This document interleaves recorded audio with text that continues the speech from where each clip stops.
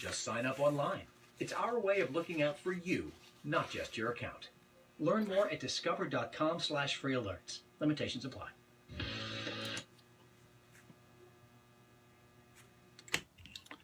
Tri-City Sports Now.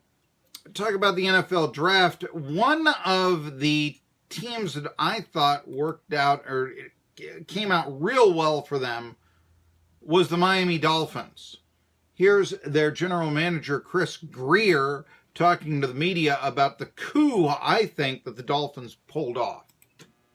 A lot of stuff we talked about. There's a lot of background checks in terms of people in and around Arizona's organization, UCLA staff that had them, and we had the information on him last year too. So, again, we felt comfortable for the value where he was, and then add him to the roster.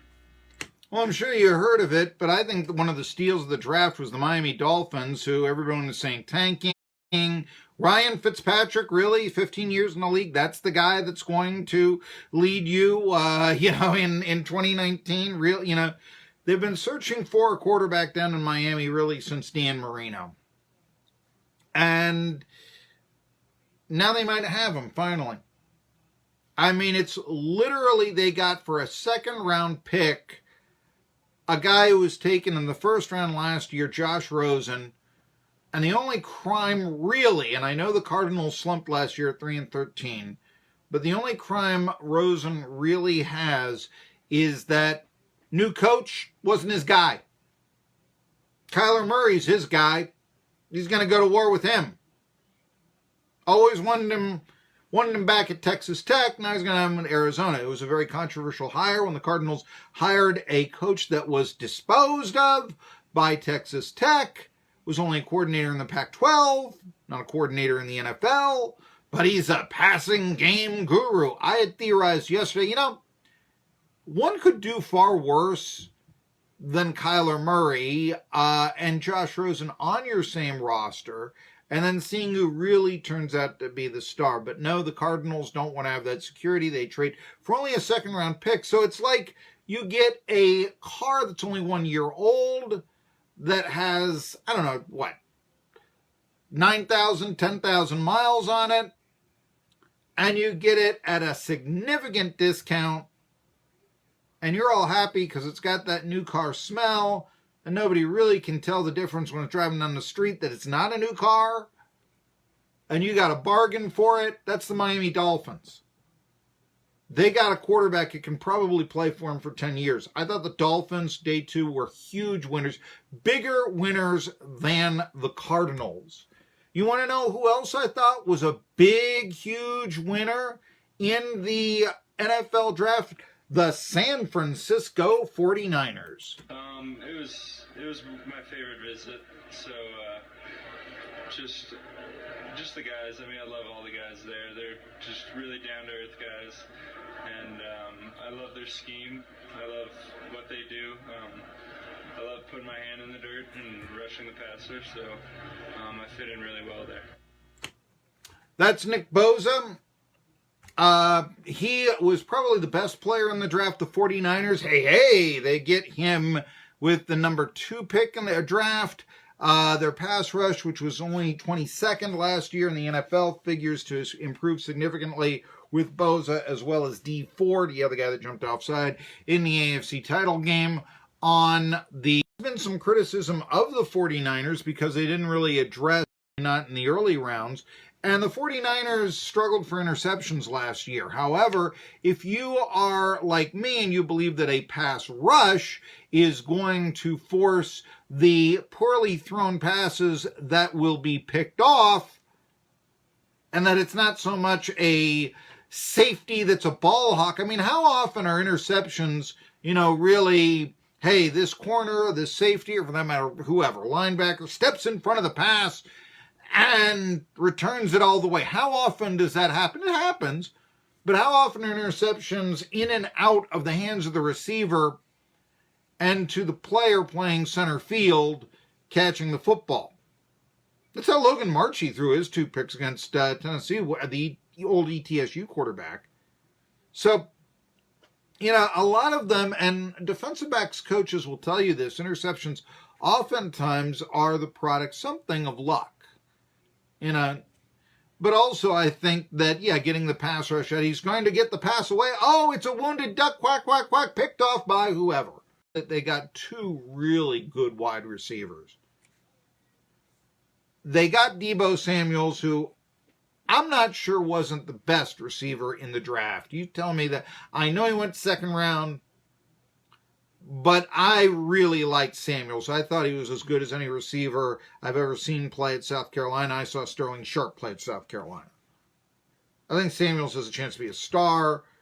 Garoppolo, if he can be the quarterback that gets it to him. 49ers, maybe, it's not the organization they once were under the DeBartolos, but they are accumulating some talent. Kaepernick will lead us to riches. The other player, of course, that they drafted, the only player that you could say was drafted from Tennessee, and that's Jalen Hurd. Of course, Hurd officially was from Baylor, but he played at Tennessee, and everybody around here is reminding you, Alvin Kamara and Jalen Hurd were both taken with the 67th pick overall. There couldn't possibly be anything more irrelevant. But we're hearing that all the time, and that's why Butch Jones wasn't a good coach. I mean, we got to absolutely put that down. I don't think Butch Jones was a good coach, but I mean, we got to be reminded of it 2 years later. It seems to me to be a bit much. And you're really reaching if, Kamara and Hurd, 60 coach. I don't think Butch Jones can coach, but for you to make that take because two running backs that played for him were both drafted 67th overall, I don't get it. Anyhow, the point here is that Hurd, though, by all accounts, I mean, you saw him play at Tennessee when he was a halfback. He's also a pretty good receiver. 49ers picked up a guy that's going to be maybe get 10 sacks a year, and they might have also got 160 catches in the first 3 rounds of the draft. I like the Rams' potential to win for a long time. I've said this before. Goff, Gurley, Donald, that's quite the trifecta. But think about this now. Garoppolo, Bosa, and probably receivers that are the equal, if not superior, to the Rams. 49ers could surprise. They've been down for a while. I think they're coming back. I really do. I thought that they were big winners in the NFL draft. Everyone is trying to say that the Giants are big losers because they got Daniel Jones out of Duke. I want to wait and see what happens. Duke quarterbacks, and one of the reasons why is that you get to play for David Cutcliffe, who, by the way, is the mentor of Eli Manning. Now, David Jones, there are the people that said that it was a reach. Okay, but so was Kyler Murray. And it doesn't seem like the Cardinals are getting the bashing that the Giants are. Of course, part of that reason is the Giants have more fans. The Giants are New York. Regardless, Daniel Jones, here's his comments talking about playing for the former offensive coordinator. Impact as anyone on my, my life and my football career. I'm very appreciative, very thankful for all he's done for me and the opportunity to play for him at Duke. I think, he's a tremendous coach, but more than anything, he's a tremendous a mentor, off the field, and there's someone I certainly look up to a whole lot, and I'm very appreciative for the opportunity to play for him. Now, there is the feeling of, Eli Manning, 2 David Cutcliffe people. It's going to be Eli Manning. He can groom Daniel Jones. Question, he's the fresh young face. Now, if you were in a similar position in your place of work, would you be, oh yes, welcome whippersnapper, how can I help you? No, you wouldn't. You'd be trying to stay onto your job and promoting what you've done in the past and all your accomplishments, and how in the world can you bring in a greenhorn? And so as a result, Pat Shurmur, head coach of the New York Giants, says, you know what? It's not Eli Manning's job to tutor Daniel Jones, his heir apparent. Jones, for us, he's very accomplished. He's very smart. He's very talented, and you know, when we spoke to Eli, and I've told this to Eli a couple times already, you know, it's not his job to teach the next quarterback that comes in here. It's his job to be the very best player he can be. It's his job to be smart enough to learn from Eli. So there you go. In fact, it was well known that Doug Flutie, when he was with the Chargers, let's say, or, you know, in his career, was very much, to hell with you. I'm not going to, you know, tutor these guys. Some players are different. I have seen it happen. I've covered, it's kind of something of a crabby guy, I remember, but Jim Sweeney was always very, you know, to the young guy, the young lineman, he'd work with them, even when it became obvious that they were eventually going to take. Regardless, I thought that the winners of the draft, I'm not 100% on the Giants will be big losers. I've said with Kyler Murray, look, I mean, I want you to take a quarterback. I believe in that, taking them in the first round. I don't believe in taking offensive linemen in the first round.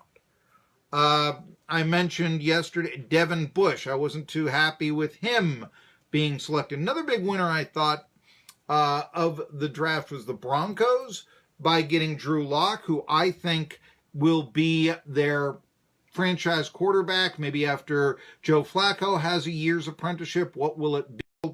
How will this happen with the relationship of Flacco? Yeah, Lock. I mean, you got Joe Flacco, all he did is win a Super Bowl. And now, after last year, he had to sit behind Lamar Jackson. And I still wonder what happens if the Ravens don't put Flacco in the second half, if they don't beat the Chargers.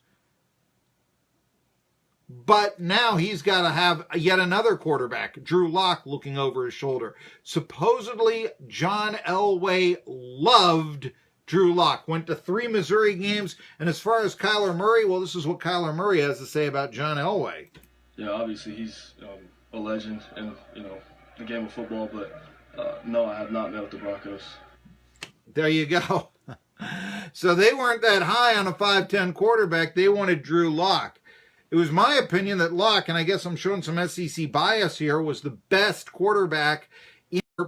And I really like a lot of what Denver did. I like their trade where you got some things. I didn't think the Steelers were big winners. I thought the Browns did pretty well. And I'll talk more about this. We'll go through some of the free agent spots and all this. Actually, a friend has signed with the Los Angeles Chargers that I'll talk to you about here in the next hour. By the way, who was Mr. Irrelevant in the NFL draft? I mean, people have talked about this, but not that much. The final selection and latest Mr. Irrelevant 2019 with the 254th pick in the 2019 NFL Draft is picked by the Arizona Cardinals. They select Caleb Wilson, a tight end from UCLA. So the Cardinals get the first and the last pick of the draft. Big whoop. Has Mr. Irrelevant ever been anything but Mr. Irrelevant? Think about that. Name me a real good player who was Mr. Wait a minute. I think, speaking of the Broncos, wasn't Chad Kelly a Mr. Irrelevant? 20 WEMB.